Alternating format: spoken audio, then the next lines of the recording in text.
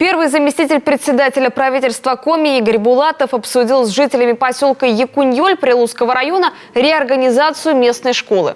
Из-за ее ветхого состояния и малого числа учеников муниципальная комиссия решила присоединить учебное заведение к школе села Гурьевка.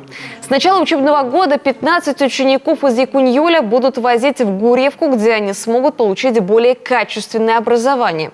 В 2020 году в Гурьевской школе был открыт Центр образования цифрового и гуманитарного профилей «Точка роста», который оснащен современным оборудованием для изучения информатики, технологии, ОБЖ. Вопросы были вызваны не самой идеей реорганизации, а качеством исполнения. И это логичное беспокойство и право жителей поселка. Для родителей будет проведена экскурсия по новой для их детей школе, чтобы показать все преимущества в образовательном процессе с организацией подвоза родителей по планируемому маршруту. Не будем забывать и о процессе социализации, ведь в новой школе дети будут учиться в классах с большей численностью.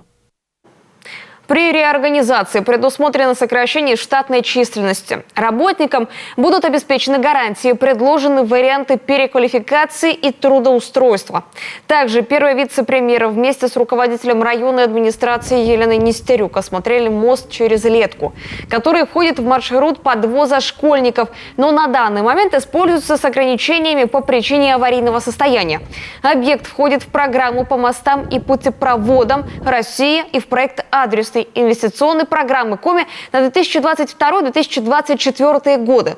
Игорь Булатов поручил Министерству строительства и ЖКХ Коми проработать варианты финансирования, чтобы укрепить мост в качестве временной меры. В ближайшие дни на объект выйдет экспертная комиссия для оценки состояния моста и решения о характере и сроках ремонтных работ.